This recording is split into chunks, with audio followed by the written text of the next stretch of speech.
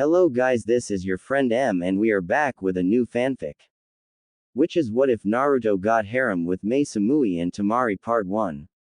And if you enjoy this fanfic then please press the like button and subscribe to my channel for more fanfic like this.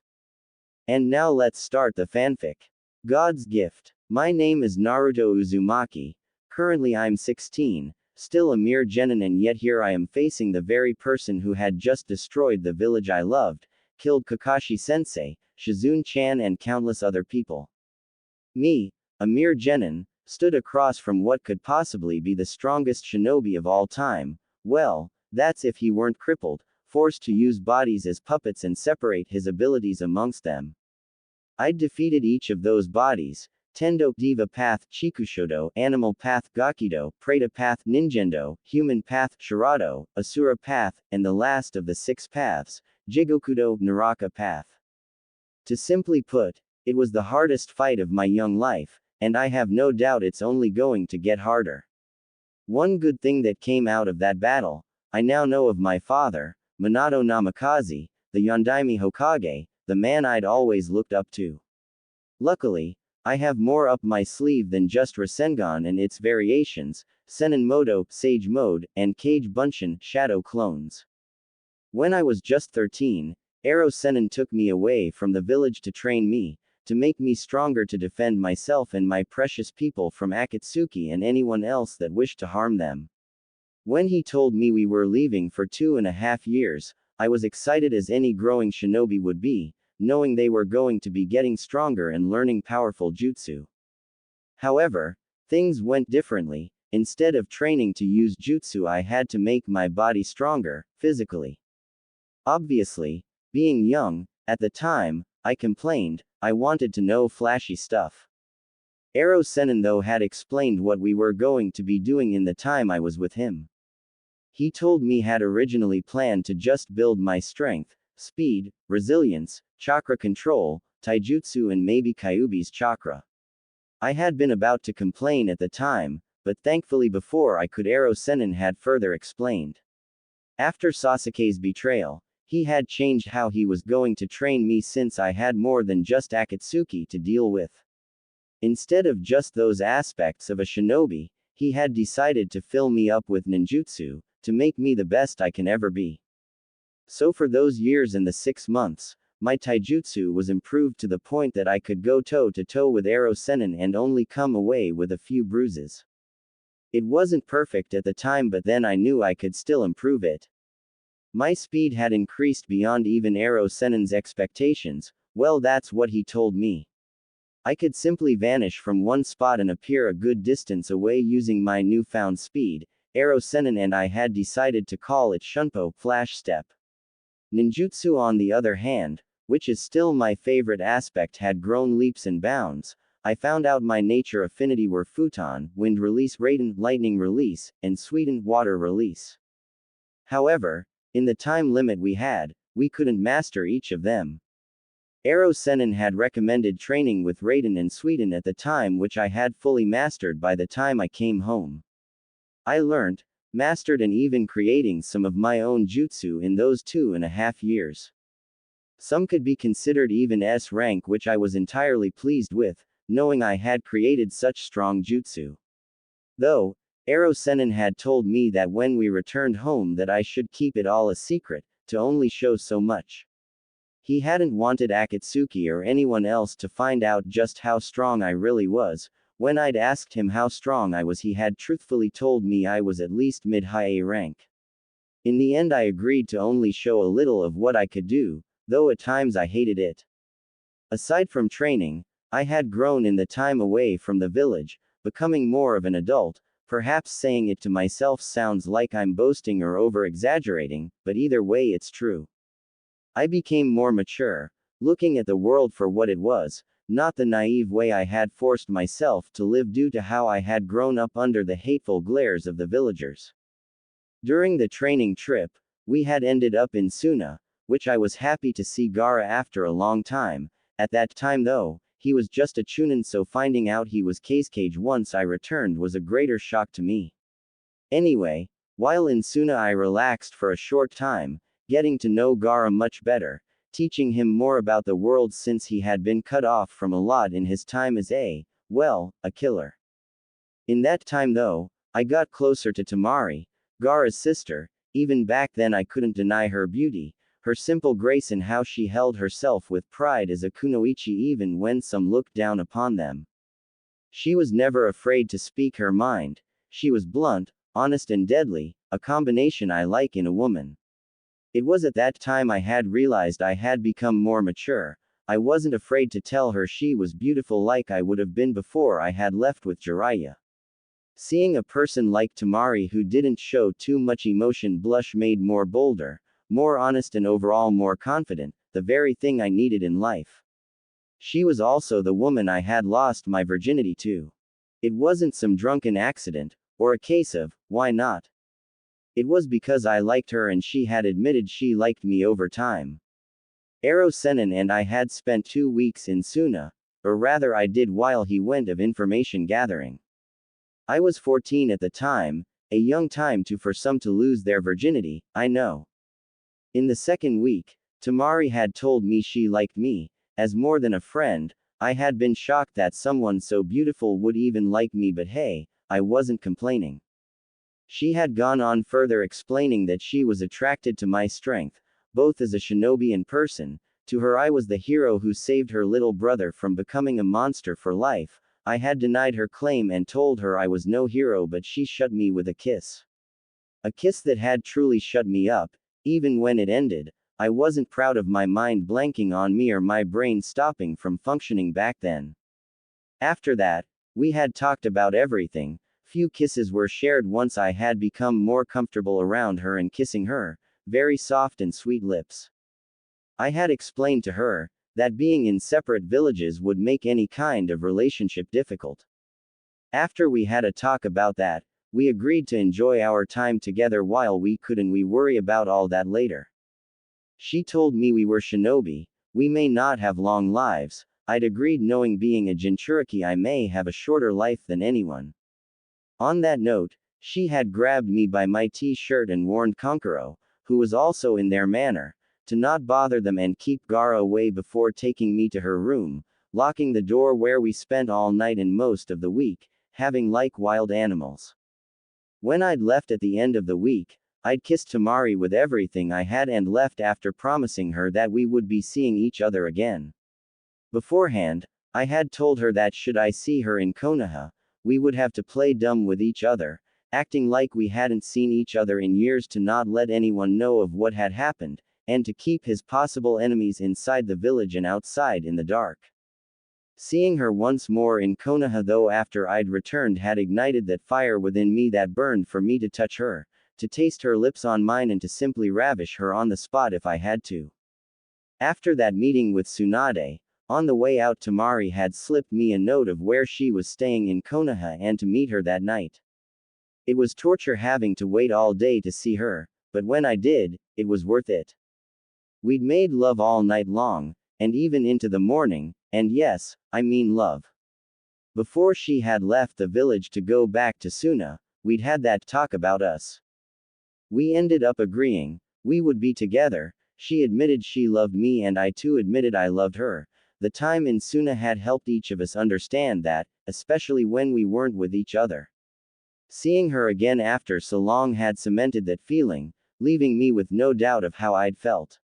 Yes, a long-distance relationship was difficult, more than that even, but through summons we had kept in touch after getting Gaara back. Even now, as I stand before Nagato, thinking of what to answer him with, I long to touch her.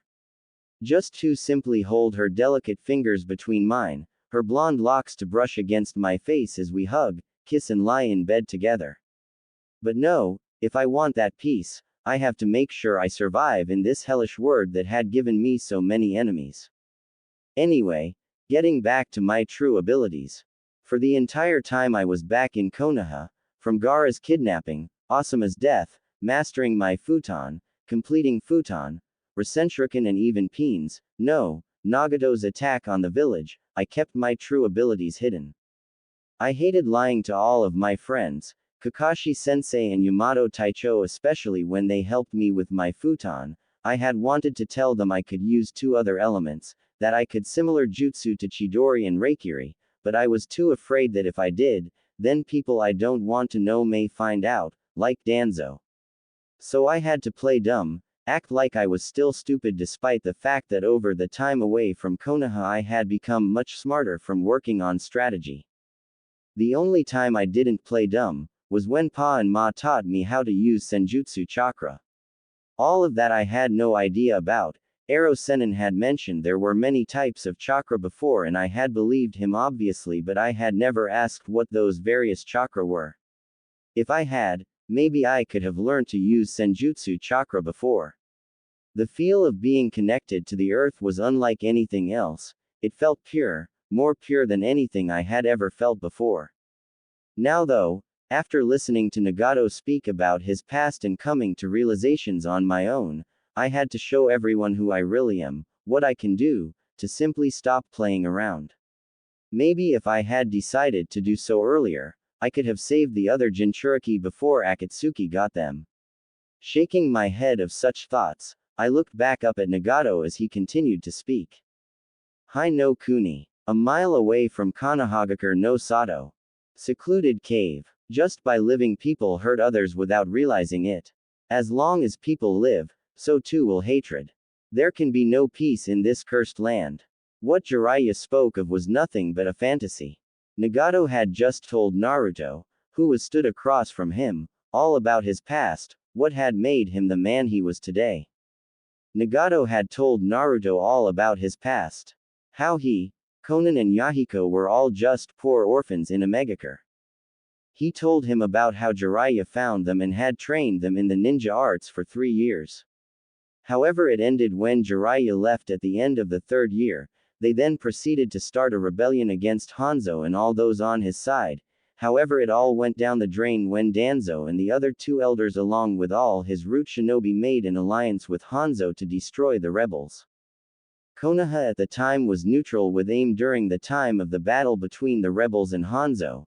Naruto then realized that Danzo and the elders had performed treason behind the Hokage's back, while Sarutobi was Hokage, while his father was Hokage, and he had no doubt that Danzo was performing treason while Tsunade was in charge. The good thing to Naruto was now he could have proof against him in the form of Nagato and Konan. Nagato then explained that Danzo had taken Konan hostage and ordered one of them to kill the other or she would die. Nagato refused to kill Yahiko, but Yahiko didn't want his friends hurt, so he ended up attacking Nagato and got Nagato to stab him. Yahiko had smiled and gave Nagato one last hug before dying. Nagato had become overcome with rage and attacked the entire army that were there. He was the one who had given Danzo that scar across his eye. He had even killed Hanzo, but his legs were severely damaged. After that, Nagato had made Yahiko his first body and then he created the Akatsuki to create peace. I lost so many more friends in battle after that. So many friends, so many people kept dying. Everyone in the land of fire crows about peace, but each mission Konoha undertakes funds the war. The people of the land of fire know they are in conflict in the war, yet they hypocritically speak of peace. The peace of the big countries is built on the sacrifices of the little countries. Now you see my reasons.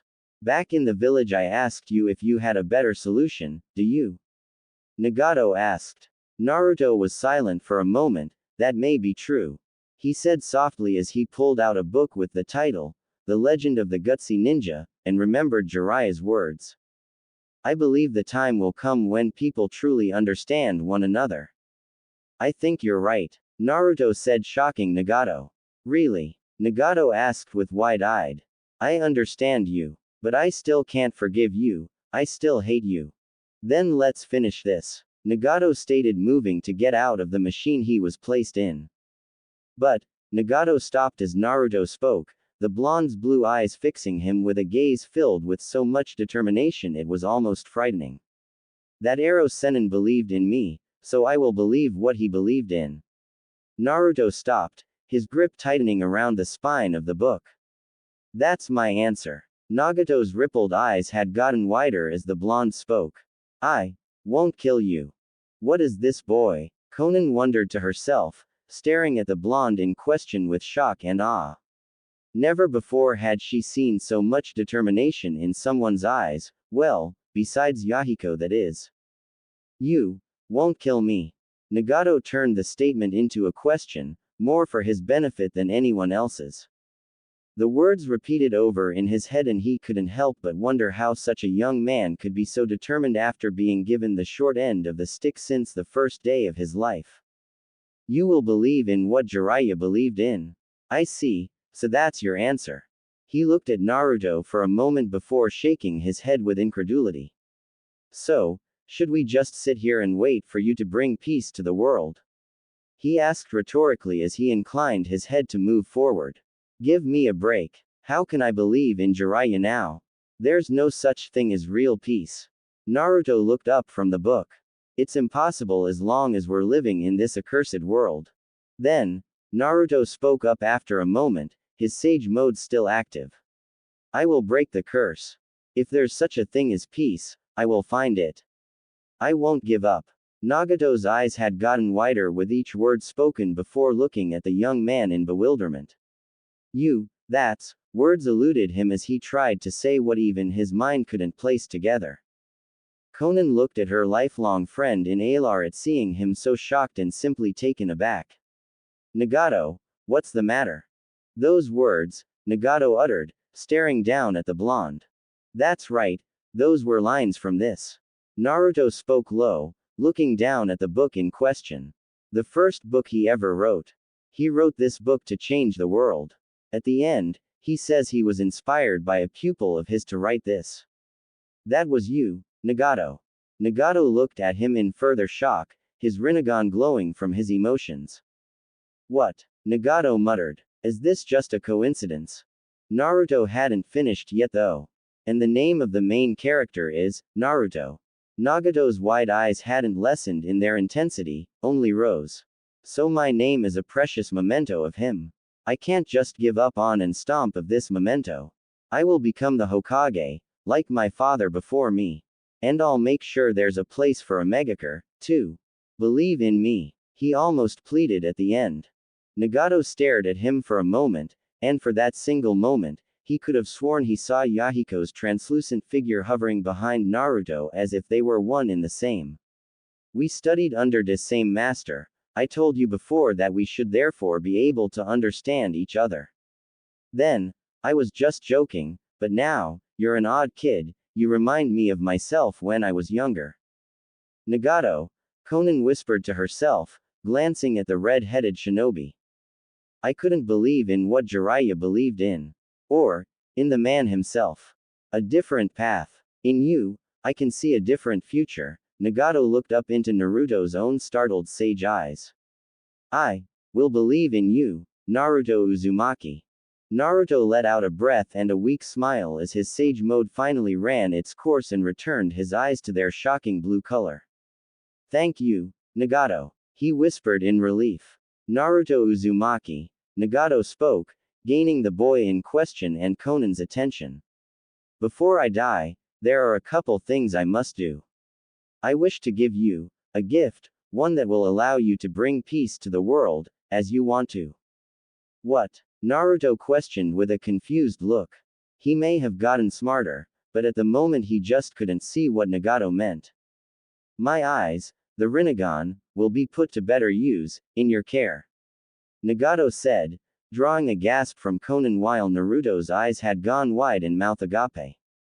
You have more potential in you than you realize. Just looking at you, I can tell you're stronger than you show or even understand. I don't understand, Naruto told him truthfully. You have power locked away within you. You are of the Namikaze clan, a clan blessed with a Kekkei Genkai, the same one that allowed your former Hokage and father, Minato Namikaze, to create the Hiraishin. Nagato informed the Uzumaki. How do you know who my father is? Naruto asked with a raised eyebrow. And I don't have a Kekkei Genkai. Like I said, your potential is locked away, within you. Most likely due to the seal holding the Kyuubi back, or the Biju itself. Nagato explained. There are more to my eyes than them being a dojutsu. In a way, They are sentient, they hold knowledge, power and the ability to bring change to the world.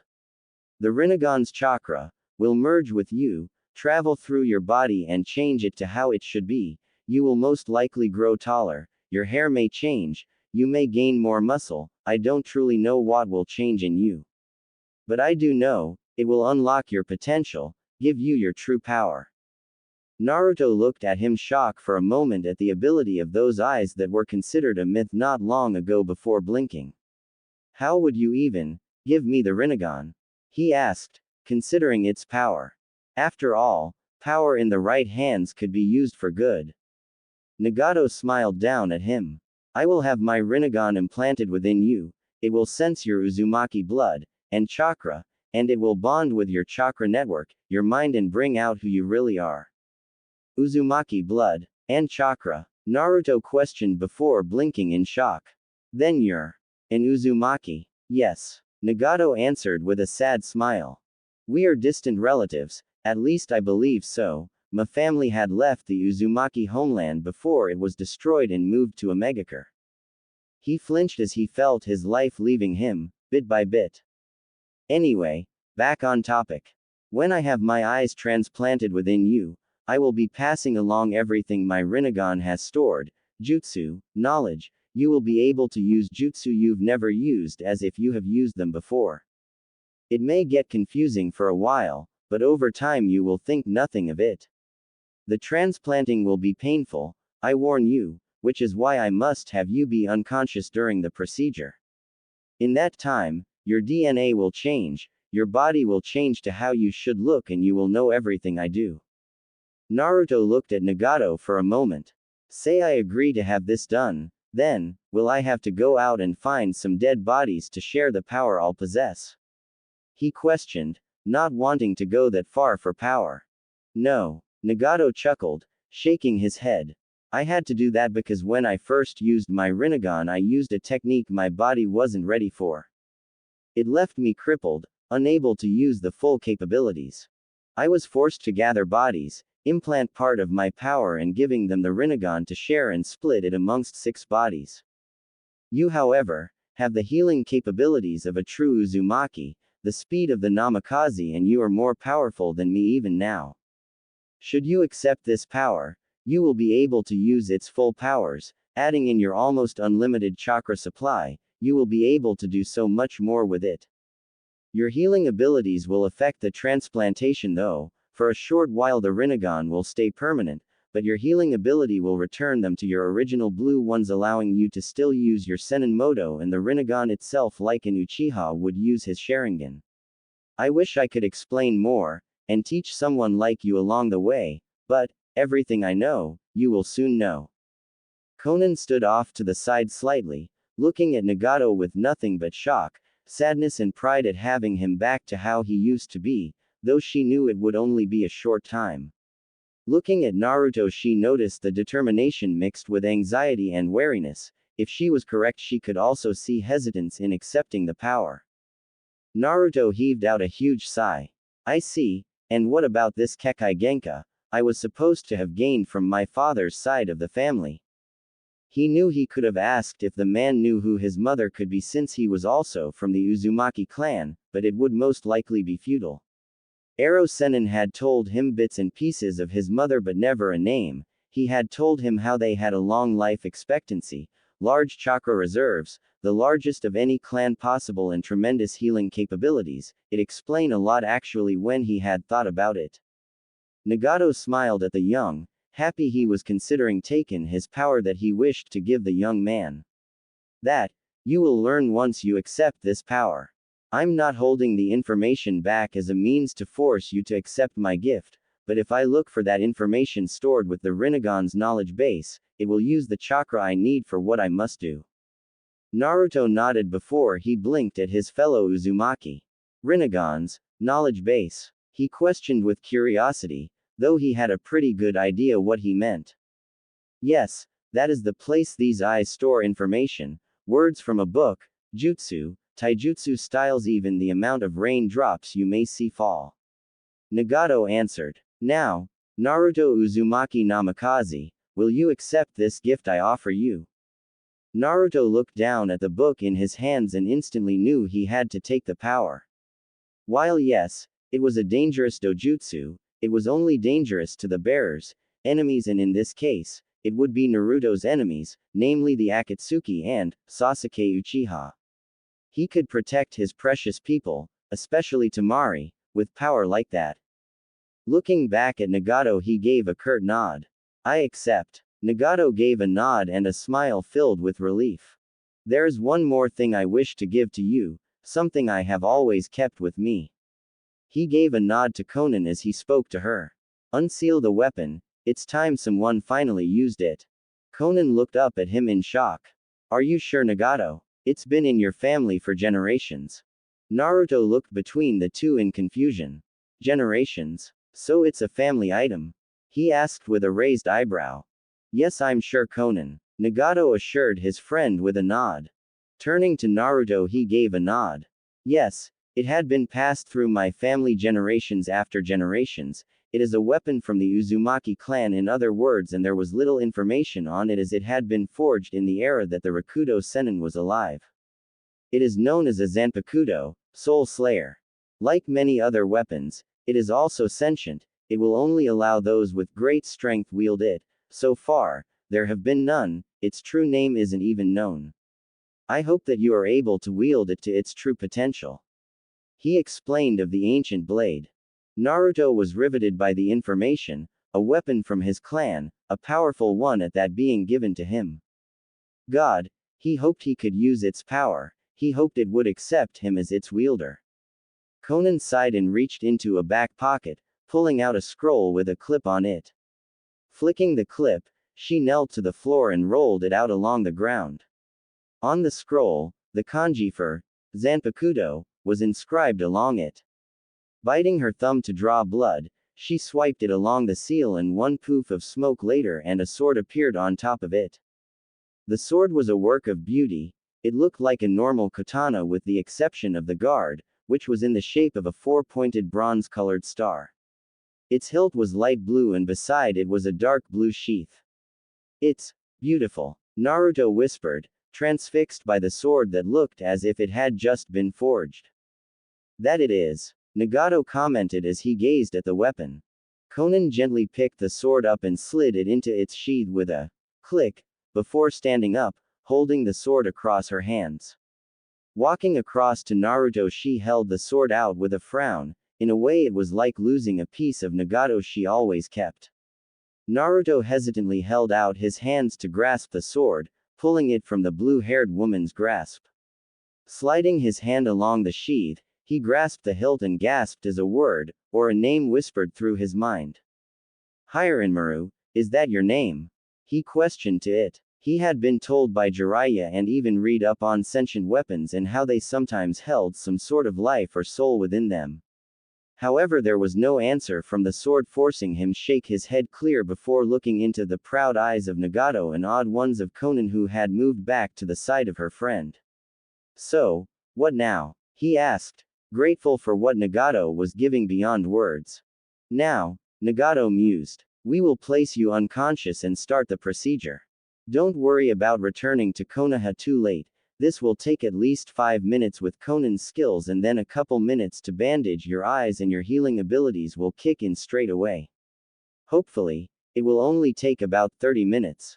Naruto-kun. They all heard an unfamiliar voice, though to Naruto it was familiar, causing him to jump, having forgotten about his extra passenger.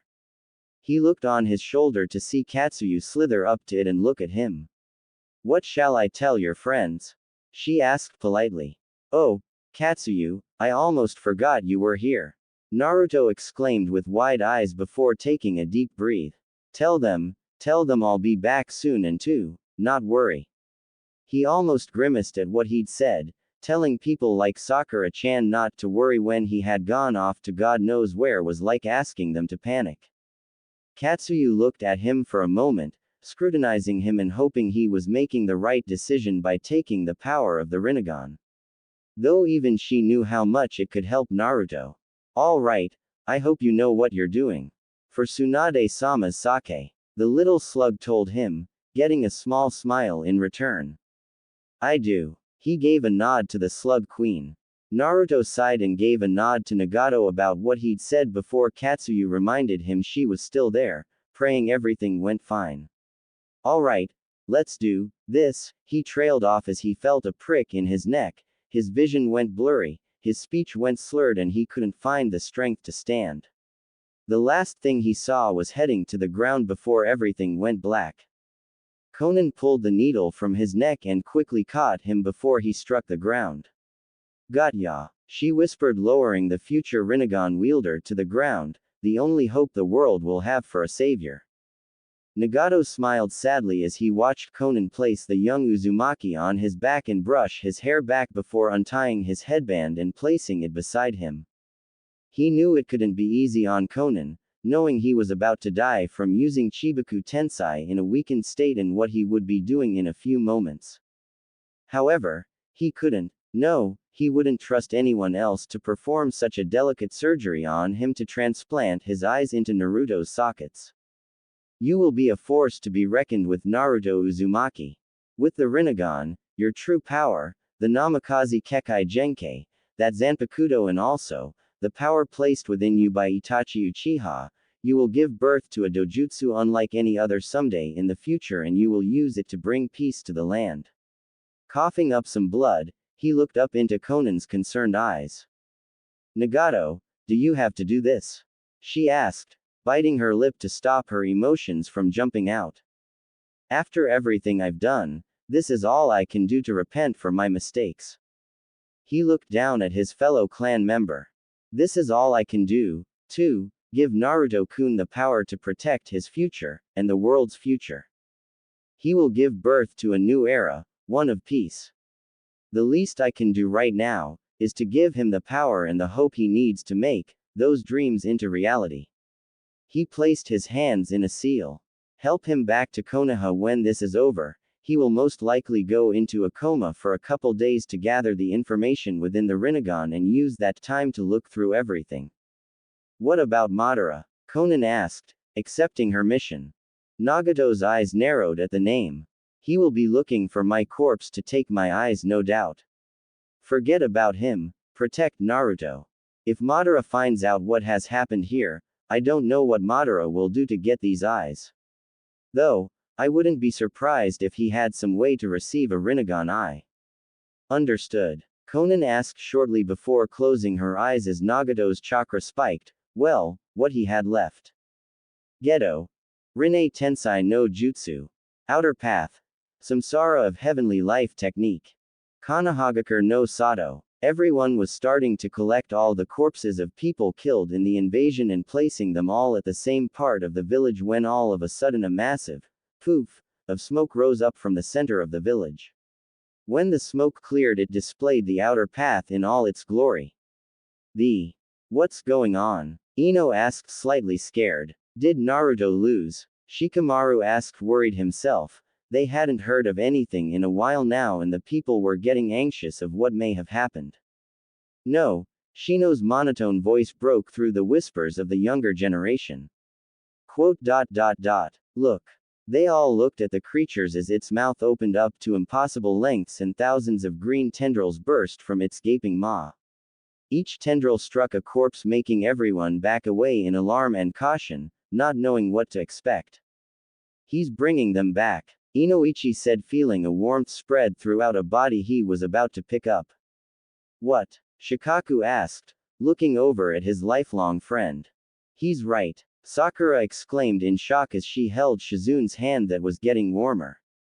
That thing, it's bringing them all back. But, why would pain do that? Kiba asked, stroking Akamaru's back out of habit. Sakura smiled to herself, knowing just why someone who had just destroyed their home and killed many people would suddenly bring everyone back to life. Because he was changed by Naruto's power to bring out the good in someone, and change their views. She told them, almost wanting to laugh out of sheer joy. It meant Naruto was alive, he had convinced pain to do good. She just didn't know what else pain, Nagato, would soon do to give them hope that the future wasn't lost. A mile away from Konohagakure no Sato. Secluded cave. Minutes later. Nagato had just finished the jutsu and had been laid down beside Naruto by Konan, who had to wipe at the tears that fell from her eyes. Coating her hand in green chakra, she bent beside Naruto Uzumaki and placed her hand just above his left eye. I hope you know what you're doing, Nagato. She told the body of her now deceased friend. Looking down at Naruto, she smiled slightly through the tears that wanted to fall. You'll become a strong man, Naruto-san. I'll do as Nagato wished and help you where I can. With one last sigh, she got to work on transplanting the eyes. 25 minutes later, Naruto had woken up a few seconds ago and came under onslaught of information, images and stuff he couldn't understand flying around his mind. Pain unlike anything he had ever felt stabbed at him in his mind, eyes, and even his body ached as if he'd been crushed under the Hokage mountain. Despite the intense pain, he could see jutsu flowing through his brain, how to use them, what they did, how much chakra they took, when to use them even. There were so many jutsu and yet he had no idea what they were, and yet he did as well. Was this what Nagato had meant? A part of him knows but the other is clueless. I swear to fucking Kami, if this pain doesn't lessen I'm gonna use these, bring Nagato back and kick the living shit out of him. God, it feels like my eyes are on fire. I really am being given everything he knew, ninjutsu, genjutsu, taijutsu and even kenjutsu, thousands of books worth, I even know how to do all that. Whoa, information on the Sharingan, Byakugan and even Kekai Genkei from other villages. Maybe when this incessant pain stops, I can sort throughout everything, especially once my body stops aching all fucking over. A sharp stab of pain spiked through his hand, forcing his hand to immediately grasp that part as his back arched from the ground. He absently noticed the feel of bandages wrapped around his eyes. So, what happened to Nagato? Before he could verbalize the question, the last moments of Nagato's life flashed through his mind in less than a second, as if telling him what he wanted to know. He brought everyone back. How? He sacrificed himself to repent and give me hope. I thought he was just dying. I never realized he was killing himself. The pain subsided for a moment. I promise, Nagato, I'll train to become strong, stronger than ever before. I'll learn to use these eyes of yours as if they had always been a part of me, which technically they always have since I now know what you know. Anyway, I won't let your sacrifice be in vain. I see you're awake. An angelic voice that he had come to know came from beside him. He felt soft, delicate hands tighten the bandage before brushing his locks of hair back and over the bandages. You've been out of it for over 20 minutes, you probably already know, but Nagato revived everyone in the village. He heard a choked sob and guilt welled up inside of him. Nagato's dead and you now have the Rinnegan. For a short while you'll experience much pain, having so much knowledge inserted into your brain from the Rinnegan and having the same eyes merge with your chakra network, changing your DNA and physical body. It will eventually place you into a temporary coma. It may just be a day, in fact, depending on how fast those eyes work and how great your healing ability works as well. When you wake up again, you will have changed somewhat. You will be able to activate the Rinnegan or deactivate it at will. Unlike with Nagato, it won't be permanently active. I'll be helping you back to Konoha. As you are now, you won't be able to make it by yourself. I can't possibly imagine the pain you must be going through right now. Within a couple days that knowledge will be integrated with your mind, you will simply know everything. With that, you will become more powerful than you've ever been before. Naruto listened top everything with rapt attention, eyes closed so tightly that they burned stronger from the intense fire that seemed to coat them. Most likely the burning was from the chakra from the Rinnegan fusing with his chakra network, as well as his healing restoring and merging his normal eyes with the dojutsu. No wonder Nagato had said being unconscious would be much better. He reached up with his hand, his trembling hand to grasp Kona's that had moved to his bandages again to fuss with them. I'm sorry, was all he could say. There was nothing else one could say in such a moment. There were no cards for, sorry for taking your only friend's eyes and then him bringing all of my loved ones back at the cost of his life. Then, in a moment of weakness, he felt Conan's head drop to his chest as her entire body was racked with sobs. Tears soaked his chest, and it was now he realized he wasn't wearing his jacket anymore. Weakly he lifted other hand, unable to move anything else, and placed it on her head, on her blue hair that felt like silk, funnily enough. It was all the comfort he could offer as his own tears dripped from his burning eyes, tears for a new friend, the death of one of the last two remaining Uzumakis, and more importantly the loss of a brother in arms. I'm sorry. Kanahagakure no Sato's forest. 5 minutes later. Naruto and Conan ambled through the forest, well, what was left of Konoha's forest, with some difficulty. Conan had one of her arms wrapped around his midsection and had placed his left arm over her shoulder and around her neck to keep him steady through the walk. Every now and again, he would grasp at his head, or flinch, grit his teeth, and almost collapse under the onslaught of knowledge being shoved into his mind all at once. Conan had been able to see blots of red appearing on the bandages and could only guess it was tears of blood from the transplantation.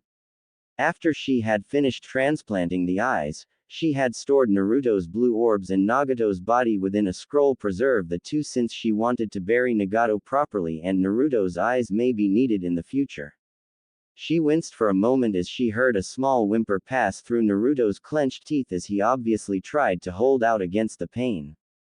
How do you feel? She asked quietly, not wanting to hurt his head, speaking louder. Naruto glanced at her with partially open eyes. He had been able to open his eyelids up slightly without receiving too much pain.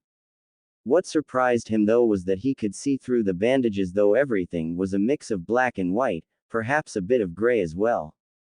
In a way, being able to see through the bandages made him really realize he had been transplanted with the Rinnegan. Now if only the pain would stop.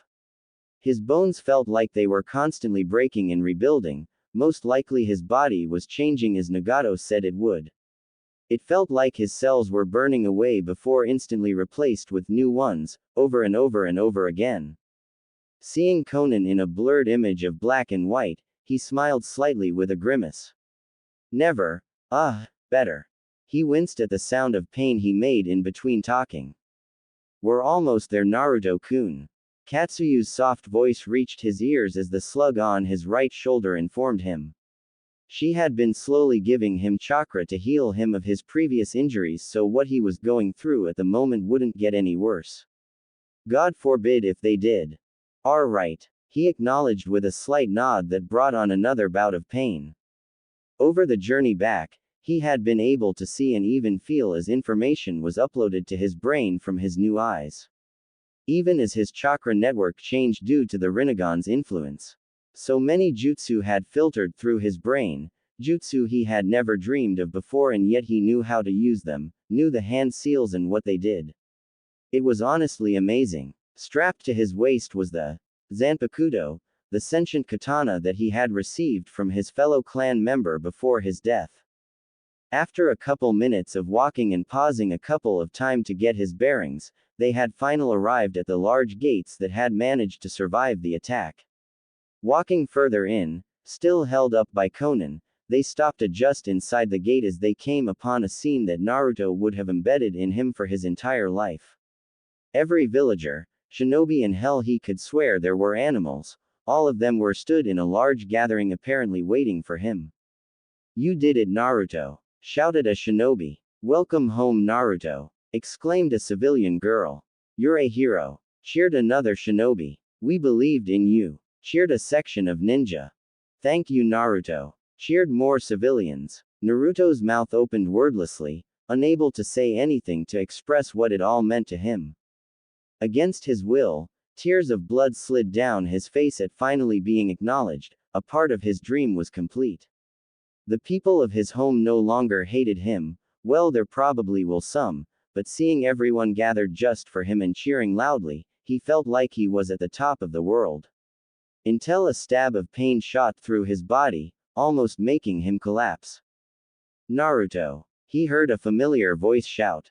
Looking up, he was able to just catch a bob of short hair. Unfortunately, seeing in black and white at the moment, he couldn't see the color, but he couldn't mistake that voice as he felt and saw a hand coated in chakra hovering over his eyes. Sakura-chan. He whispered weakly. Yeah, he heard, though this time her voice contained joy and sadness at the same time. I don't know what you did, but everyone's alive. Kakashi-sensei is in a medical tent we managed to set up quickly. He had tried to come after you and bring you back, but his body was too damaged to do anything. I was going to come for you when Katsuyu explained to me about everything that had happened and your eyes. He felt her hand against his cheek as she lifted his head to see her shed some tears, and he realized he'd never seen her really cry, not for him anyway. Are you sure this is the right thing to do? Sakura had been terrified for her teammate and also the young man she was beginning to admit her growing feelings for. After hearing from Katsuyu that he was going to confront the real pain, she'd almost been given a heart attack, and remembering the look on everyone else's face at the time, she doubted she was alone in that one. Then not long after, everyone had been revived with Katsuyu explaining that Naruto had convinced Pain to believe in him, still shocking to her even now, and then that Naruto had accepted the power offered to him and what would happen. She hadn't wanted to believe it at first, knowing and understand just how much pain he'd be going through assimilating so much knowledge all at once and having his body change. Even now she could see he had gotten slightly taller, his hair had gotten longer, and if she was correct, there was red highlights appearing. She could also clearly see the dabs of red spots on the bandages, the dry blood tears down his cheeks, and it almost made her want to cry that he would go through so much to protect everyone. Naruto grasped her hand in one of his trembling ones, even now when he was in love with Temari and in a real relationship. His feelings for Sakura hadn't lessened at all. Though, he had a good idea that in the near future, with being the last of two clans, he would be forced into something that the council finally cooked up. He would definitely have to talk to Temari soon. I had no choice, Sakura-chan. With this I can protect everyone and bring peace to this world. He sighed, letting loose a shuddering breath. I won't have to run from Akatsuki anymore. With these eyes, I'm already beginning to see more clearly now. All my mistakes, every wrong decision, I can make up for them now. Naruto, Sakura whispered, temporarily ignoring the cheering from behind her and their friends coming up to them from seeing Naruto's state. Come on, Yubaka, I've set up a medical tent for you. She gave a nod to Konan, still unsure of how to act around her, especially since she still wore the Akatsuki cloak. Naruto gave a small nod, barely feeling the pain anymore or anything, in fact, as he slowly slipped away to unconsciousness. However you say, he trailed off, and Sakura knew he must be in a lot of pain for him being okay with going to anything remotely like a hospital with no hassle. Though, seeing her teammate flinch and whimper, she couldn't imagine just how much pain he was in, considering he could usually be dealt a lot of pain and walk away with his goofy grin. Konohagakure no Sato, Naruto's medical tent. 2 days later. Kakashi Hatake, Konohagakure Jonin, former student of the Yondaime Hokage, known worldwide for his use of the Sharingan, nicknamed Kopi Ninja no Kakashi, Copy Ninja Kakashi, and Sharingan no Kakashi, Kakashi of the Sharingan, was currently stood at the entrance of Naruto's medical tent on the inside, so he was able to see Naruto's current condition. As soon as he had awoken a day earlier, he had been debriefed by both Sakura and Konan, former Akatsuki member. He had obviously recognized her as soon as he saw her, but since he was the type to find answers before taking action, he listened to Sakura as she explained what had happened while he was unconscious.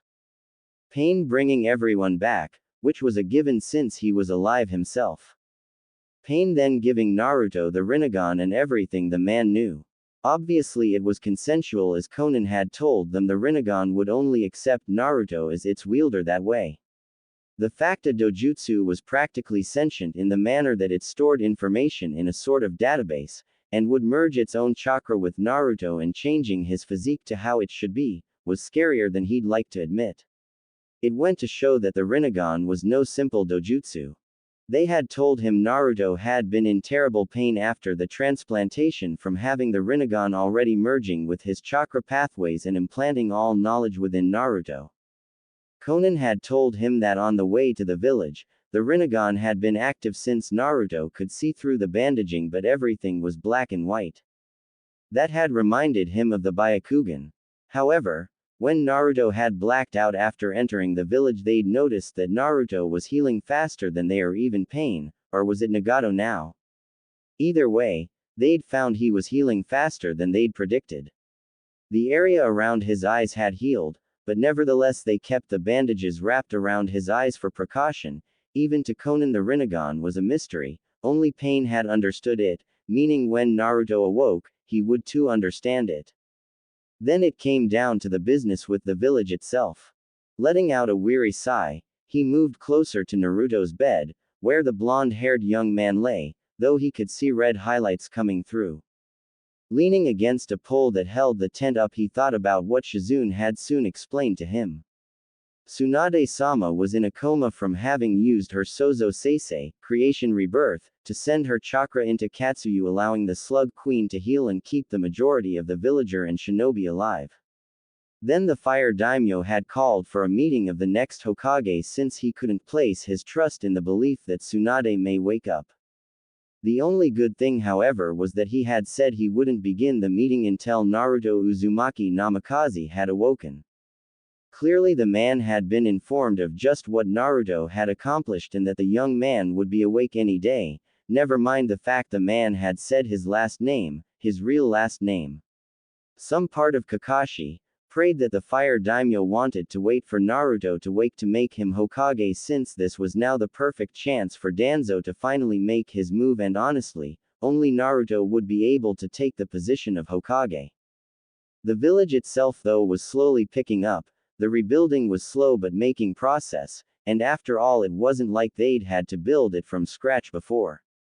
Konan herself had been standing guard over Naruto the entire time, and Kakashi had to respect the loyalty she displayed to Naruto, despite being enemies just 2 days earlier.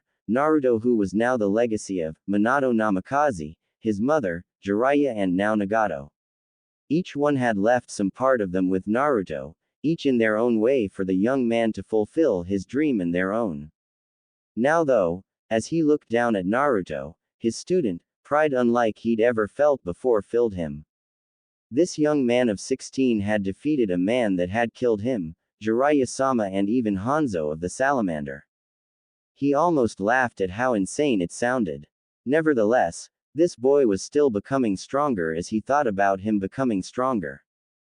The Rinnegan had finished changing his body so Naruto could use the jutsu he probably knew more efficiently, like Nagato had. He could only imagine the library of jutsu his mind was at the moment.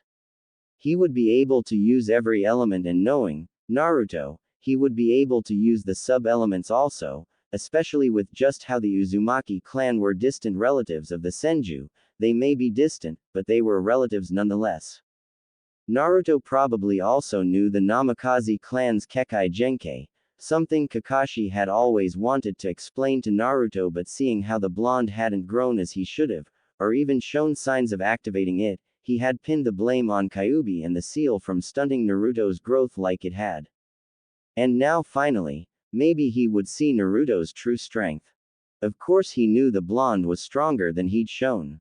It wasn't just the fact that Jiraiya-sama had told him before he'd left for Omegakure, but it was the way Naruto held himself. He was confident in himself, in his power, and he always seemed to hold himself back in fights. He had wanted to tell Naruto he knew he was stronger than he'd shown, that Jiraiya-sama had also told him of his little escapades with a certain Kazuki's sister. Yes, Jiraiya-sama knew, he wasn't known as the best information gatherer for nothing. But for Naruto's sake the man had kept quiet. He may have been a pervert, but even he wouldn't tease Naruto or make fun of him about falling in love with Temari. From what Kakashi had been told by the former Sannin, Naruto had become a man a long time ago. After that information had been shared, they both had to smile with pride that Naruto had bagged one of the hottest kunoichi out there. Kakashi understood Naruto's reasons for keeping everything a secret, but he would have liked to talk about the boy he'd come to see as a son or maybe a nephew, about his personal life. Sighing, he decided not to lament on what could have been but rather what could be. He just hoped that despite Naruto becoming even more powerful, he would still hold an important place in his life. You have no idea how much you affect people. Sakura's changed from being a less talented kunoichi to one that could and most likely will become one of the strongest shinobi. Sigh, I may not have been in the same team as him as long as you, but for you to have changed someone like Sai to become loyal to you, even more so than Danzo, is incredible. Even Hinata now has almost stopped her stuttering. I don't know what happened when she stepped in between you and Pain, but Sakura told me that Hinata seemed more confident in herself now. You even changed Neji years back. Kiba's no longer as arrogant as he sued to be, though being from his clan, he's bound to show he's an alpha to get respect. Hey, even Ino is becoming stronger after seeing you use your Rasenshuriken. From what Inoichi told me, she had practically ordered him to teach her more of their family techniques. She learned medical ninjutsu from Sakura and Shizune while you were away leaning in mastering Senjutsu chakra. She may one day become one of the brightest kunoichi alongside Sakura. Lee, well, he has decided you're his rival. I'd laugh at that, but honestly, having Guy claim I'm his rival for as long as I can remember, I know the hardships that will befall you. Shikamaru actually works harder now. Choji is no longer the coward he once was. Tenten had always been a dedicated kunoichi, though I think when she sees your new sword, you'll have a new fan. Kakashi thought to himself, thinking of how the younger generation had changed. He was broken from any potential thoughts by the groan coming from the bed. Looking down sharply, he watched as Naruto, who was obviously now awake, slowly lifted a hand up to his bandage and felt it as if checking it was still there. The young blonde slowly pulled himself up into a seating position and stared down at his hands through the bandages. How long have I been out of it, Kakashi-sensei? Naruto asked, not even looking at him, which caused Kakashi to actually blink at him. You can see me? Kakashi asked. No. Naruto shook his head, clenching his fists as if testing they worked. I can sense your chakra beside me. He slipped a leg over the side of the bed and then another as he placed his hand on the edge and pushed himself up and stumbled slightly. Whoa, I feel different, he muttered as he pushed himself completely up, only wearing sweatpants. Kakashi actually stared in shock as he saw Naruto's new muscles actually ripple and flex along his skin. Holy crap, he's like Guy. Shaking his head, he answered his student. You've been out for 2 days, a shorter time than what Conan had thought you'd be out of it. Conan? Naruto questioned, glancing back. She's still here then? Yes. Seems like you've gained another follower. Kakashi smirked slightly. Naruto smiled and gave a short nod before heading to a mirror that had been placed in his tent. Good. I don't want her out of my sight, he said, surprising Kakashi. You don't trust her? I trust her, with my life even. Naruto assured his sensei. But it worked. I know everything Nagato knew, jutsu, taijutsu, kenjutsu, hell, even the knowledge of all of the countries and lands. Basically, everything Nagato had seen, done or read, all up here. He tapped his head. Anyway, I'm worried about Conan. With what I know now, there are people, or rather a person, who will want to kill her for betraying him. He stood in front of the mirror. Who? Kakashi asked, realizing Naruto was basically a goldmine of Akatsuki information. The true leader of Akatsuki. Naruto answered with a weary sigh, sounding too old for his age. I want to tell you, Kakashi-sensei, but right now I can't. The village needs rebuilding. I need to work out the kinks of my new abilities. He reached up and grasped the edge of his bandages and began to unravel it. There's more happened in the village you don't know about, Naruto. Kakashi sighed heavily. Things are worse now, and frankly we need you. Naruto pulled off the rest of his bandages, revealing his usual bright blue eyes. His healing had restored them and he could feel the Rinnegan within them, with just a pulse of chakra and he could activate them, but it was too early to attempt that, especially in the village. He looked in the mirror and took note of his changes. He now stood at the full height of 6 feet 1 inch with blonde hair that held red highlights reaching just past his shoulders while parts of his fringe shadowed his eyes. His whisker marks had vanished from his cheeks due to the changes of his body, but left minor traces of them behind. His body was more muscular, most likely to fit the needs of what he could now and what he would be able to do. His face was more rugged, gone was any baby fat, and in place was a younger version of his father except, a bit more muscular. He had to say though, he liked the red in his hair, but where did he get it from? Shrugging, he turned to Kakashi, his bandages hung around his fingers. What's happened? He asked, dreading the answers from the sigh that Kakashi let out. It's Tsunade-sama. Naruto's stomach dropped immediately. Nothing could happen to his Ba-chan, it just couldn't. She was all he had left when it came to people he looked to for advice, apart from Kakashi and Yamato that is. But Tsunade, she was the only reason he hadn't upped and left the village from the treatment he had received before he started getting praised. She was the one that he would go to for some advice about life. Nobody knew, but he had confided in her about his relationship with Temari. He'd been afraid of a long-distance relationship and he knew she knew he could do more since Jiraiya had to tell her. Not that he was angry at the man, in fact it made it easier for him. She'd been the one to suggest communicating with summons, she'd been the one to make sure no one disturbed Temari or him when she'd been in the village after he'd returned. Losing her now, it would shatter him. She's fallen into a coma. She used her unique jutsu to give all of her chakra to Katsuyu. She saved the majority of the village and I know it may not mean anything, but she did the Hokage's job. Kakashi looked at Naruto to see him angrily push against the temple, willing tears away. But when I left, she was fine. Naruto shook his head and gazed at Kakashi, his blue eyes flashing a light purple, his Rinnegan for a second before going back to blue. It was barely noticeable. I won't begin to understand your connection with Tsunade-sama, Naruto. But, when you left to fight Pain. Nagato. Naruto corrected. Call him Nagato, Pain was a mask. Kakashi gave a nod in acceptance. Nagato, Tsunade was forced to drop her genjutsu and reverting to her true form. Currently, she has barely any chakra within her. You should be proud of her, Naruto. Years ago she would have never dreamed of saving Konoha until she met you. While you may not like what had happened, she did her duty. She protected lives ahead of her own, she did what she could to protect her home. Kakashi explained with sorrow at what had happened to their Hokage. Naruto grit his teeth, he didn't like what had happened but, she was Hokage, it was her duty after all.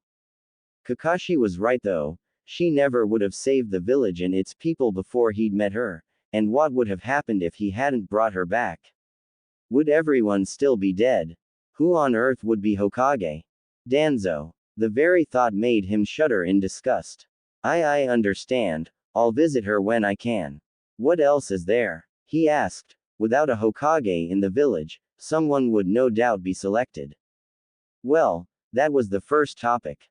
Second, the Raikage has called for a summit, and I will be frank as to the importance of this summit, at another time. However, you should know that this summit will be a convening of the 5 cages, from Iwa, Kumo, Kiri, Suna, and of course, Konoha. Kakashi explained, they had received the letter earlier that day actually and it had mentioned about a team of 3 shinobi being sent their way with vital information. I see. Naruto nodded. But, we have no Hokage, right? Right. This brings us to the last topic. Since there is no Hokage, the daimyo has ordered for a meeting to take place to decide who will be Tsunade-sama's successor. He held up a hand to stop Naruto from speaking. I know what you're thinking, but at times like these, even I agree we can't wait for her to wake up. Right now, we're vulnerable, more vulnerable we've ever been. The daimyo has requested that the meeting be held off until you wake up. The meeting will be between you, the daimyo, and the council of Konoha. Me? Naruto questioned confused. Yes. It would appear that the daimyo somehow has knowledge of your heritage and of your defeat of Nagato. Honestly, I don't know what he wants you there for. Whether it's because right now the village sees you as its hero or the fact you're probably stronger than anyone in the village now, especially with the gift from Nagato, I couldn't say. Naruto gave a nod to what his sensei had said. He wouldn't brag and say he was the strongest, but he knew once he got the hang of the Rinnegan and the repertoire of jutsu and everything he has now, he would be pretty damn formidable. Especially since he doesn't have the drawbacks that Nagato had from sharing his abilities amongst bodies, instead he held each and every power. When will the meeting be? He queried. He wanted to see Ba-chan as soon as possible. I'll have to go see the daimyo and let him know you're awake. He was the one who requested me to check up on you and report back to him. In the meantime you should go stretch your legs and see Tsunade-sama. She's currently in her personal tent just down the way. I think Sakura, Ino and Shizune were looking over. Kakashi told him as he lifted the curtain at the door to step through. And Naruto, I'm sure Jiraiya would proud of you. Naruto gave him a smile and nod as Kakashi left. Naruto looked back to the mirror, admiring his new looks and inwardly hoping Temari didn't mind the change. Though he knew she wasn't the shallow type of girl to simply fall out of love because he looked slightly different, well older he'd say, and without being arrogant he would have to say he even looked more handsome. So, Ba-chan is in a coma, the Raikage has requested a summit of the 5 Kage, I wonder what's up with that for him to take such an action all of a sudden. And now the daimyo is here to select a new Hokage. No matter what, I can't let Danzo take the position. With the knowledge I now possess, I can show Danzo for what he really is. He thought to himself, assessing everything that he'd been informed of. He looked over to his bed and saw his new katana, or rather his zanpakuto, stood up against it. Walking over to it, he grasped the handle of it and sighed. This sword was the only connection he now had to his mother's home village. Well, he guessed it was his mother's village since his father had been born in Konoha, concluding his mother's name was Uzumaki, something that gave him some peace of mind. What did you call yourself again? Ah, Hirenmaru, is that it? He tried to communicate to the sword since it had spoken through his mind once before. Nothing came through, though, making him sigh. Maybe he wasn't ready to use it to its full power yet. He knew sentient weapons were always more than just a metal blade.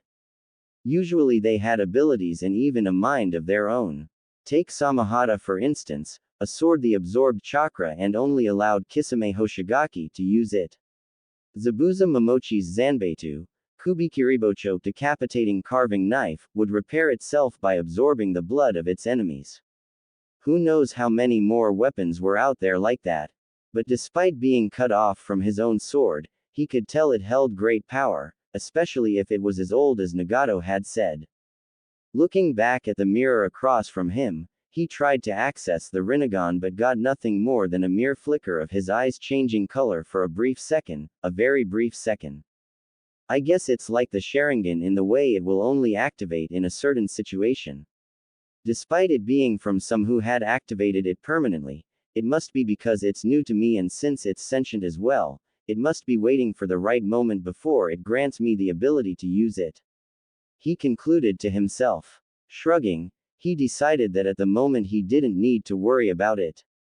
He could still use all the other jutsu he now knew for the many elements, and even though he could use the dojutsu, he knew he could use all the elements now and even sub-elements. It was kind of strange to him when he thought about it. Knowing new jutsu and even knowing he already knew how to use it was a little confusing, but he had no doubt over time he would get used to it. It was Nagato's memories though that was weird. While he had first though Nagato's and his own memories would merge, it wasn't that case. Unlike his jutsu and other abilities he could now do, which were in fact merged with the knowledge of what he could already do, giving the impression he had always used them, etc. The memories were completely different. He could almost picture 2 doors within his mind, the primary one that held his own memories, always accessible to him, and a secondary door behind that one, the one he could open up and pick all kinds of things from the door. Including the knowledge of the Namikaze Kekai Genkai. He closed his eyes as he felt a rush of information download into his mind. Jinten. Swift release, Naruto gave name to the Kekkei Genkai passed down amongst the Namikaze. The same one that allowed his father to come up with the idea, create and master the Hiraishin. When he had spoken with his father, which still felt strange to call the Yondaime such a thing, the man had told him that the Hiraishin was a technique only his blood could learn, and one day he hoped Naruto would learn it eventually. He hadn't understood at first, but now, he understood. It was only a technique a Namikaze could learn. Jinten ninjutsu were techniques that could be used to move at virtually instantaneous speed, granting the user an advantage over opponents with greater strength. It was like an upgraded version of the Shunshin no Jutsu, body flicker technique, and then the Hiraishin came afterwards.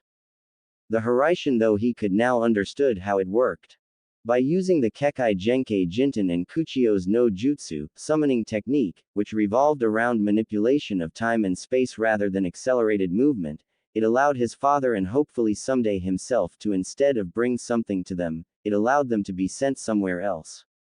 Many would say that it was basically just the opposite of Kuchio's no Jutsu to sending themselves somewhere, but upon arriving at that spot, the user would need some technique of Kekkei Genkai that involved some sort of speed to land safely without any damage and to actually survive the journey and not be torn apart from the inside mid-sending.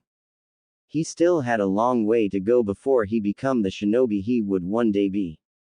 He had much jutsu to learn, or rather get himself comfortable with, since he had technically learnt them. He had to access his Namikaze Kekkei Genkai and now his transplanted Kekkei Genkai. Never mind, he had to communicate with his sword somehow. Sighing once more, he looked over to the corner of the tent where there were clothes folded up and decided to get changed and get out of the tent. He had spent the past 2 days unconscious. He needed to see the state of Ba-chan before he could truly believe it. And it was finally time he stopped playing the dumb card. It was time he revealed who he really was from now on. Tsunade's personal medical tent. Ino Yamanaka was a member of the famed Yamanaka clan, which was made famous during the Third Great Shinobi War due to Ino's father Inoichi, who had been a member of the Ino Shika Cho trio. A team that had used extraordinary teamwork to defeat enemies and opponents far tougher than they were, making them one of the more feared people during the war. The Yamanaka clan was also well known for their jutsu that allowed them to invade the minds of their opponents, making them wonderful interrogation experts and also allowing them to turn their opponents against their teammates. At one time, Ino was just like any other young girl, fawning over Sasuke Uchiha, otherwise known as the last Uchiha. His dark, handsome and mysterious personality always seemed to attract the young girls. However, reality had struck her like she'd been slapped by the Hokage mountain itself when she'd seen Naruto Uzumaki carried through the village gates and to the hospital with a hole in his chest courtesy of Sasuke's Chidori. She hadn't wanted to believe at first. Heck, who would want to hear your crush had tried to kill his teammate all for the sake of power? And that teammate had been the one that she'd started to see as more than just the dead last he used to be. It was that moment of her life that she'd realized she had wasted most of her academy life drooling over someone who cared for nothing but revenge. That had been the last she'd heard of Naruto until Sakura had told her that Naruto was in fact leaving the village to go train Jiraiya of the legendary freakin' Sannin. That had been a shock to her system. The fact someone so strong would be personally training someone she'd looked down upon her own life. It was also just one more reason as to why she had to get stronger. So for those 3 years Naruto had been away, she trained her damn ass off. Ino had trained in medical ninjutsu alongside Sakura under Tsunade-sama's supervision. She had proven to be skilled enough to be able to tell the severity of an attack with just a glance. With the knowledge of plants and flowers she gained in her family's flower shop, she also had the capability to create herbal medicines more efficiently. Like Sakura, she also gained better chakra control because of her study in medical techniques, allowing her to fight better in taijutsu. At some point she had started to use a tanto, sometimes for fights or simply when it came to making herbal medicines, as the tanto was perfect for cutting up plants and flowers without causing any damage to them.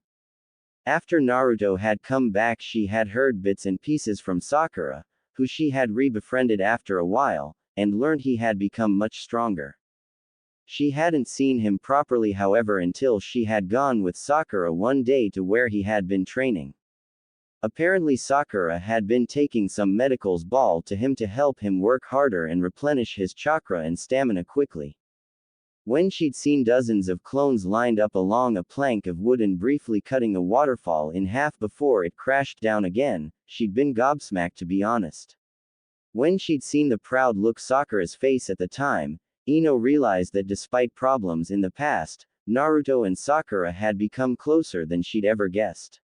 Sakura had explained how Naruto was working on mastering his futon chakra to complete the Rasengan since it was an incomplete jutsu and had simply been floored.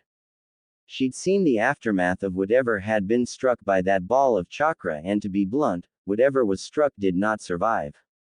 The fact Naruto was making it stronger only seemed to make her realize how much stronger Naruto was becoming. She'd planned on getting training from her father on their clan techniques, but then the mission to search for the Akatsuki had come up. The same people after Naruto. If she'd known how that mission would have turned out, she would have trained until every part of her body bled from exhaustion. Losing Asuma Sensei had simply been like ripping apart her soul. The man had trained them and sort of raised them since they were just 12 years old, and in one simple mission, he was gone. Forever. With Shikamaru, Choji and somehow Kakashi, they'd gone after the two Akatsuki for simple revenge. They wanted blood, and while they wanted nothing more than the two of them dead, she realized midway through the battle that they were going to die if Kakashi-sensei didn't do something soon. Because fighting Kakuzu was like fighting multiple people with high-level jutsu. Then the impossible happened. Naruto and his team had shown up. But Naruto, well, he had changed into someone else. No longer was he the goofball that actually managed to brighten people's lives up. No longer was he the little runt that ran about laughing.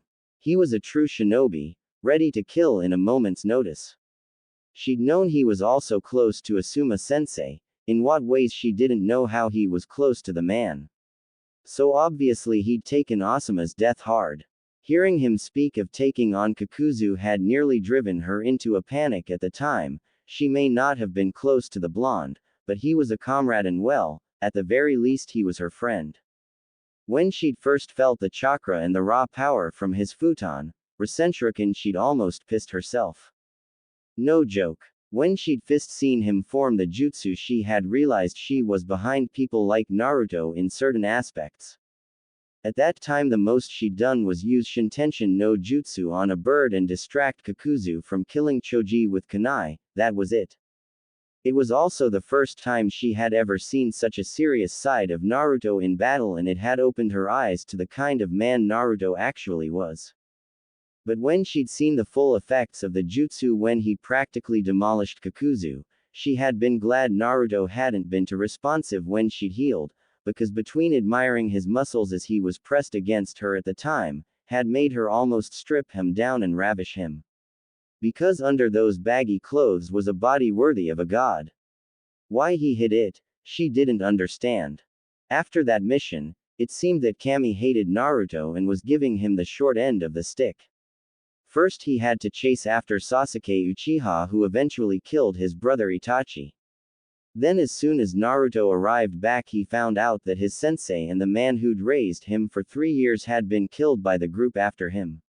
She could only imagine the anguish he would have been in.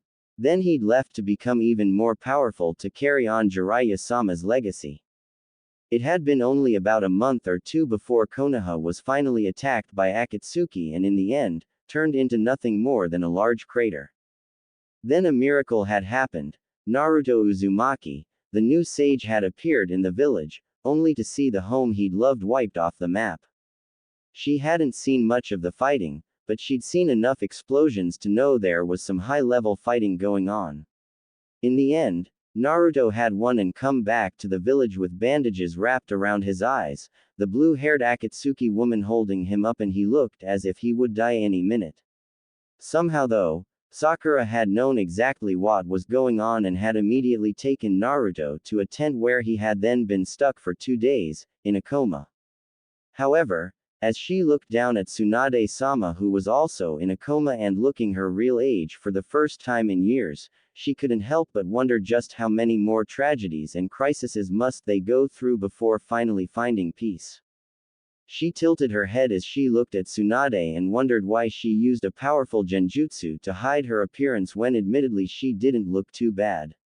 Yes, her blonde hair had some silver hairs and she had some wrinkles on her forehead and a couple on her hands.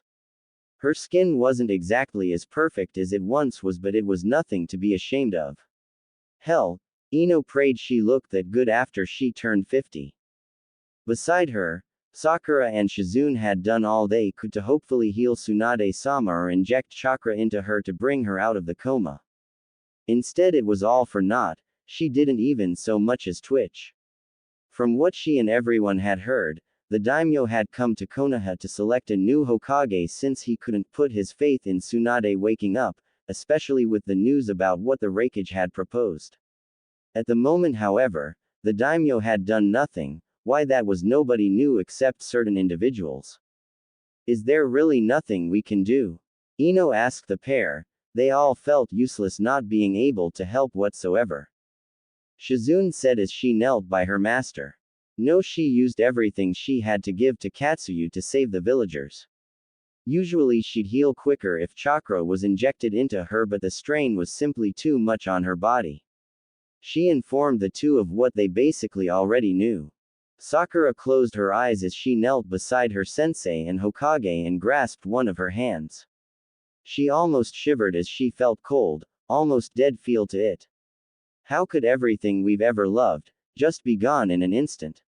She asked, though she didn't expect any answer since it was more of a rhetorical question. So it's true. The three all turned the heads to see the flap of the tent open and close as a different Naruto Uzumaki stepped through. He was wearing black hakama, waraji, white tabi and a black open shirt with a sword attached to his waist. His necklace from Tsunade was hung around his neck as well, since it had seemed to have repaired itself after being crushed, most likely from the chakra it held. Of course, it was more how much he had gotten taller and the resemblance to the Yondaime Hokage that shocked them. The fact his hair had grown and gained red highlights caught them off guard as well. Naruto-kun? Shizune questioned with wide eyes just to make sure it really was him, especially since Heist's voice had also gotten deeper and more masculine. Shizune-chan. Naruto greeted with a smile, stepping more into the tent. I'll explain my changes later on, when all of this mess is sorted out. Sakura looked at her teammate in shock at how much he'd changed. Sure, Conan had explained his body would be altered, but not to this extent. She was also happy his blue eyes were back, since the simple brightness of them seemed to calm anyone down and relax them. So, it all worked? She asked, confusing the other two medics in the room. And you're all right? Yeah, and I'm fine, just a few little kinks here and there. Naruto nodded before noticing Ino also in the room. Ino-chan, good to see you weren't one of the more injured. He said with a smile while she just looked at him with wide eyes. And was that drool? He shook his head, slightly used to girls acting that way from his travels. Apparently his blonde hair made him look exotic, never mind the whisker-like marks. Though he had to admit, he never would have expected it from Ino of all people. Naruto, Ino muttered before shaking her head. How are you awake so quickly? I have a fast healing ability. Naruto shrugged. Apparently it's something that the Uzumaki clan have, some sort of accelerated healing. Plus with the Kyuubi, well, even cuts heal up within minutes, sometimes even seconds. Wait. Sakura started as she stood up. Uzumaki clan.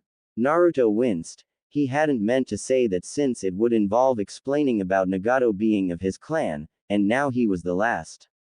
I'll explain later, like with everything else. It's still a sore subject, and really, I don't even know enough about my clan to even explain it someone else yet. He explained, though he knew he could easily tap into the knowledge base he now had for any information on the clan. Sakura eyed him for a moment before sighing and giving a nod. Fine, but later, we're talking about everything. She gave him a pointed look which he smiled slightly at. Sure. He then looked down at Tsunade and sighed before walking over to her. Kakashi-sensei told me everything that's been happening while I've been out of it. Is there nothing we can do? He asked the three ladies who sigh in unison as if rehearsed. As I was telling Sakura and Ino before you came in, Tsunade-sama used all of her chakra to give to Katsuyu to save the villagers, leaving with nothing and ending up in a coma from the strain. Don't forget, she wasn't as young as she looked. This is her real age, and sometimes I think even she forgets it sometimes. Shizune explained everything to Naruto, who chuckled slightly. I call her Ba-chan. Do you really think I'd forget about her age? He raised an eyebrow before sighing and kneeling down to the last parent figure he had left. I call her Ba-chan for a couple reasons, to be honest. One of them is because, well, she's the closest thing to a mother or grandmother I've ever had, and secondly, because of stuff like this, I didn't want her to overestimate herself, and, well, there's not really a better way to say this, but I didn't want her to delude herself into thinking she really was in her 20s. The three young women smiled sadly at hearing that. Sometimes even they forget that Naruto's an orphan and the only familial figures he'd ever had were the Sandaime, Iruka, Kakashi, Jiraiya and Tsunade. So you don't do it to annoy her? Ino asked with raised brows. Naruto chuckled as he looked up at them. I wouldn't say that. Although, it's not fun when she actually manages to hit me with her damn paperweights. He smiled as he looked back down to the slightly wrinkled face of Tsunade. It's strange, seeing her so vulnerable. He murmured before sighing and standing up. Where's Kakashi-san? Shizune asked Naruto. He's gone to inform the daimyo that I'm awake. Seeing their confused looks, he elaborated. The daimyo didn't want to start the meeting for the new Hokage until I was awake. I don't know why, but I get the feeling it's about my heritage. Shizune's eyes widened hearing that. So, you know then? She asked almost hesitantly. Naruto smiled at her, letting her know that even though the older women knew, he wasn't mad. I know that you, Ba-chan, Ero Sennin and Kakashi knew, maybe a couple other people knew, but I'm not mad. I probably should be because I've always wanted to know about my parents, but I guess in some way, I'm glad no one told me. Back then, when I was just a kid, I was immature, I couldn't keep my mouth shut, got myself into trouble, and while I think I may have kept it to myself, all I would have needed was for someone to goad me into something, and the next thing I'll know is that I was at the front gates. He admitted to Shizune with a shrug. While it was true that he understood, he was a little bit angry at Sarutobi for lying to him, saying he didn't know. It wouldn't have been too bad if the old man had simply said he did know but made some reasonable excuse why he couldn't tell him. Back then all he would have needed was some comment from Sasuke and he would have blurted it out. Shizune sighed in relief. She hadn't completely agreed with Tsunade-sama keeping information like that from Naruto, knowing how much the young man wanted some connection. Do you know about your mother? She asked. Naruto went wide-eyed hearing the question and gripped his sword. Why, you know who my mother is? He asked with a gulp. Meanwhile Sakura and Ino had been looking at them in partial confusion and understanding. Sakura, Ino asked, getting the pink-haired girl's attention. Is Naruto's father, the Yondaime? She asked, glancing from Naruto to the Hokage mountain through the window in the tent. Huh? Sakura asked, with wide eyes as she too began to look between the two. I had no idea. She muttered before shaking her head and looking back at two, with Ino doing the same. You know who my mother is? Naruto asked with a vulnerable look. Shizune smiled gently. I didn't know her. Personally, I just know her name. I was just a kid back then, well, too young to be bothering myself with the older people at the time anyway. She saw Naruto give her a nod before continuing. All I'll be able to give you is her name. If you want to know more about her, or rather find about who she is, Kakashi-san would be the best person to speak to. She advised. Naruto gave a nod in understanding. He wanted to know her name at least, but then he'd have to wait to find stuff out about her, and even he couldn't that patient, so maybe it was best to find out everything at once. Now that he knew his father hadn't left him to the wolves and abandoned him because he thought he was a freak or a demon, it also meant that his mother was mostly likely dead from the way people spoke.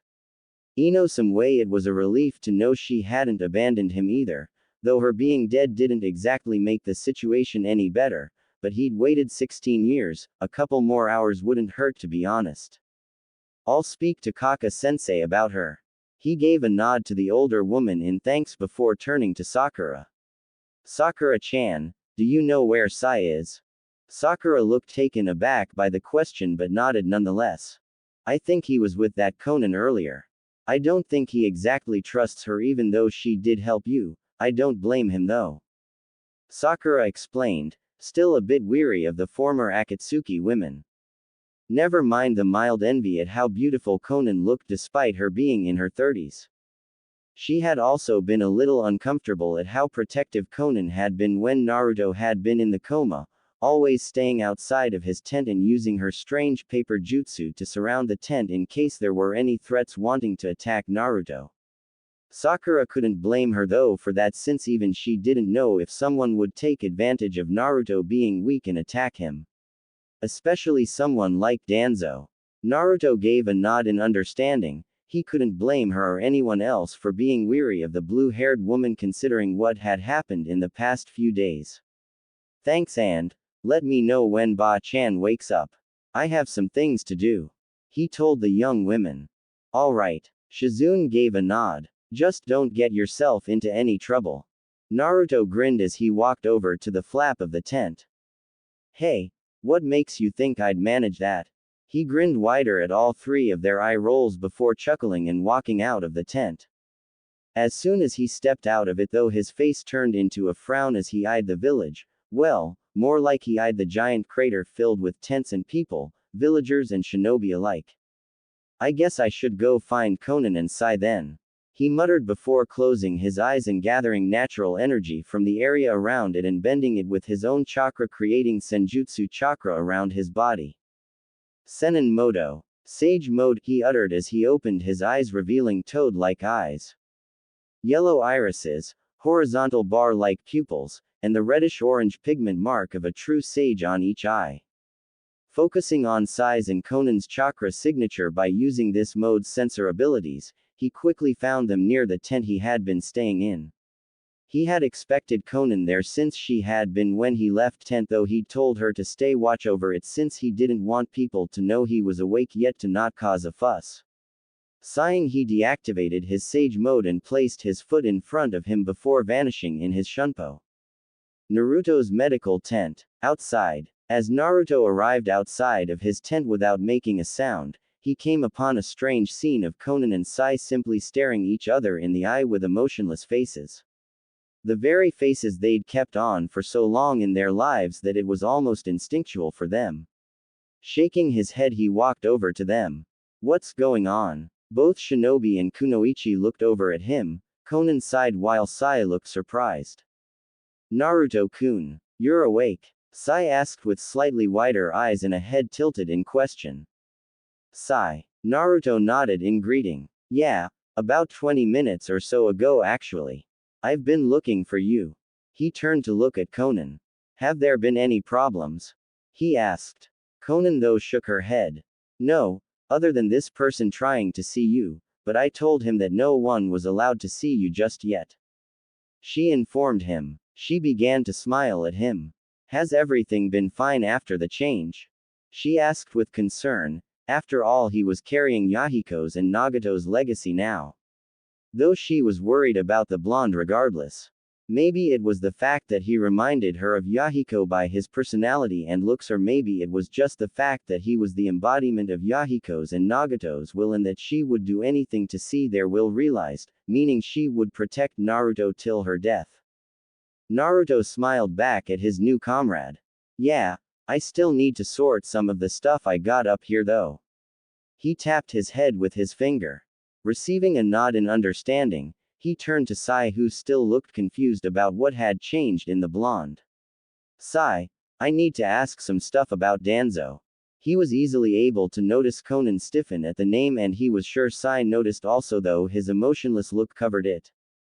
I can't talk about him.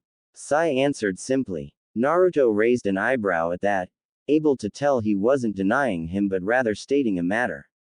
Why not? He asked while Conan turned to face the incredibly pale young man. A seal. Sai answered, sticking his tongue out to show a black tattoo covering the center. Danzo placed it on me when I was first recruited. If I try to talk about him then it will activate and paralyze my body, preventing me from moving or even talking. I see. Naruto frowned. Can you answer this though? Would Danzo do anything right now to achieve being Hokage? Even having Tsunade assassinated? Naruto asked with such seriousness that Sai could have sworn he saw the Yondaime behind him. At the moment though, Naruto acted, looked and even spoke like a Hokage. Sai looked away for a moment. All he had to do was nod or shake his head and he would have finally betrayed Danzo and joined Naruto's side, for good. Sighing, he looked back at Naruto who'd kept his face neutral the entire time, something that even surprised him. Looking his teammate in the eyes he gave a curt nod, knowing it wouldn't activate the seal. Shit. Naruto muttered, rubbing his temples. Conan, there's going to be a meeting with the daimyo, the council and Danzo. He said looking at the women in question. He grinned, revealing a set of fangs. How would you finally like to show everyone the man Danzo really is? For the first time in many years, Conan let a wide grin spread across her face while Sai simply raised an eyebrow. Naruto. Naruto turned to his left to see Kakashi drop down before him. The daimyo is about to start the meeting, he wants you there as soon as possible. It seems the elders are getting restless. Also Fukasaku-sama is waiting as well, he has information he needs to share with you. Understood. The sage gave a nod, having a good idea on what the old toad wanted. Come on Conan. Oh and Sai, he turned back to his teammate and gave a nod. Thank you, for being a true member of this team. He grinned as Sai's eyes went wide. A second later in Naruto, Conan and Kakashi had vanished leaving Sai alone. He's changed, the black-haired root shinobi muttered before shrugging and walking away. Daimyo's makeshift headquarters. Council chamber. We plan to continuing working with other countries against the threat posed by Akatsuki. Homura stated clearly to the council and the fire daimyo. After what has happened to Konoha, Hino Kuni will put every effort into helping rebuild the village from this latest attack. We'll first have to come up with a budget, and considering the strain on the other countries. I suppose we should be thankful that the people of this village are still standing. One of the counselors said with a nod. Quote. There is something else we should consider first, who will be the next Hokage? Danzo asked the question that everyone knew was coming. So it's come to this, huh? Shikaku thought with a slight grimace. All of the people in the room remained silent, except the fire daimyo. Couldn't we just wait for Tsunade to awaken? I am sure the matter will fix itself eventually. Kaharu voiced her opinion. My lord, Tsunade is still in a coma, we can't decide on a plan for the village of when she will wake up. Besides, the destruction of Konoha was partially her fault. The fire daimyo sighed as he leaned back into his seat, fanning himself. I'd choose Jiraiya, I liked him, but he's gone now. Seeing Danzo was about to speak, Shikaku intervened, clearly seeing the schemes of the old war hawk. I nominate Kakashi Hatake. The fire daimyo seemed impressed. Oh ho, the son of the Shiroi Kiba, White Fang Why not? What do all of you think? Murmurs and whispers went around the council chambers talking about the situation. He's well known, strong and respected, that's true, but he's very young. Minato was even younger. A councilman turned to Shikaku. Who was his teacher? Shikaku replied in a calm demeanor, everything was swaying in his favor. The Yondaime Hokage. The fire daimyo seemed impressed again. Ah, Kakashi who was taught by the fourth Hokage taught by Jiraiya who was taught by the Sandaime, it is a fine selection. The old noble added with a smile. The third Hokage's teachings have as good as destroyed the village. The leader of Akatsuki, Pain, was once Jiraiya's pupil. Everyone turned to Danzo, who seemed to have opposed the idea, but before he could make headway, it was then that he was cut off.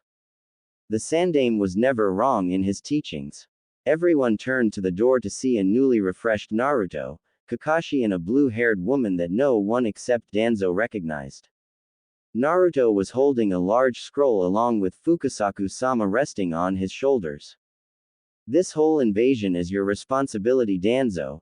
If it wasn't for you, Nagato would never have become what he was. He told me everything, how you and Hanzo created an alliance and attacked him, held Konan against him, threatening to kill her. When he snapped, he ended up killing his best friend Yahiko. If it wasn't for you, none of this would have happened. You've been a traitor when the Sandaime, my father, and Tsunade were in reign, all because you wanted to be Hokage. He said with a glare at Danzo that made him sweat. Everyone was quite shocked at that until Homura and Kaharu stood up, slamming their hands on the desk. They did not want to lose this chance. Namikaze Naruto, you are not permitted to enter the council room. This can be considered an act of insubordination. The elder woman exclaimed. Actually, the fire daimyo spoke with a pleasant smile. I asked for him to come here. That was why this meeting took so long to take place.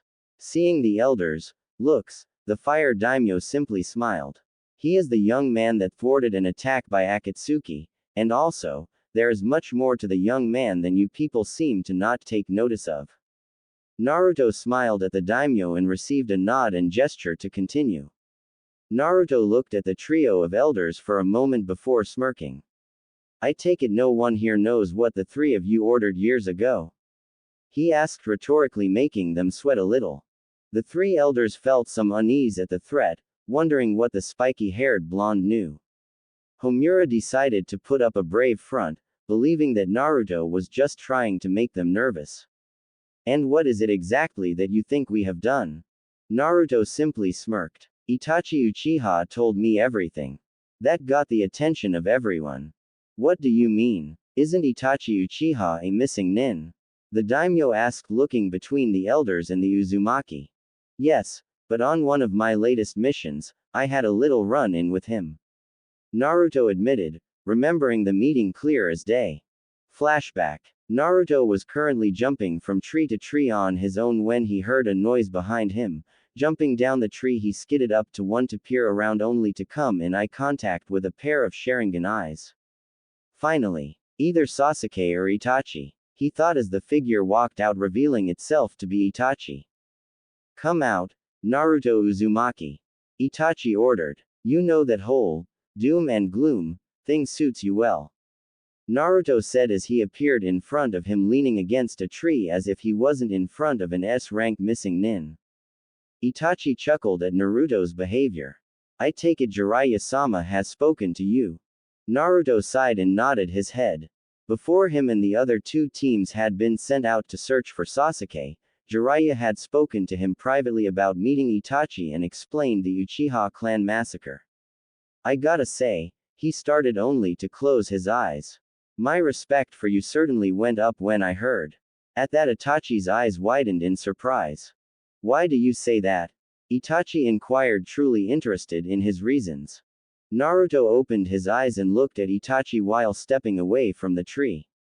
Killing off your entire family and clan is a mission by the village that takes guts. I honestly don't think I could ever do that. Hell, I'd rather go rogue than have that on my conscience. Itachi got a small smile on his face hearing that. I understand, but from where I can see it, the village is better off. It would be better if those old crones on the council weren't in it. They're as corrupt as Akatsuki these days. Itachi let a bitter chuckle escape his mouth at that. On to other matters. What would you do should Sasuke attack Konoha? Naruto sighed at that. Honestly. Receiving a nod, he carried on. I know he's your brother, but I'll have to kill him. I once thought of him as a brother, but the day he left and tried to kill me was the day we lost our ties. I don't want to kill him, but should he threaten anyone dear to me, I won't hold back. Itachi, kind of expecting that answer, smiled genuinely at the sincerity, and while he didn't want his little brother killed, he didn't want Konoha destroyed either. I see. What did you want to see me about? Akatsuki. was the answer that caused Naruto's eyes to widen. I have information to pass on to you. Holding up a book that seemed to be big, he threw it to Naruto, who flipped through it and sealed it into a scroll. Is that everything? Naruto asked, only to receive a shake of the head. I have a gift to give you. Itachi then shot forward with his arm outstretched. Before Naruto could do anything, Itachi had grabbed Naruto by the head, where black crows then flew straight into Naruto's mouth, almost making him throw up, forcing to his knees, panting. What the hell was that? Itachi chuckled and said, I'm sorry for the process, but I gave you some of my power, a precaution for the future. I hope you don't have to use it, however. I see. Thank you for everything you've done, Weasel-san. He said, using Itachi's old Anbu code name, causing his eyes to widen in surprise. You remember. You're welcome, Naruto-kun, but I must be going now, goodbye. With that, Itachi just vanished into thin air. Though Naruto heard the hidden meaning when he said goodbye, he was going to die. Flashback end. Quote.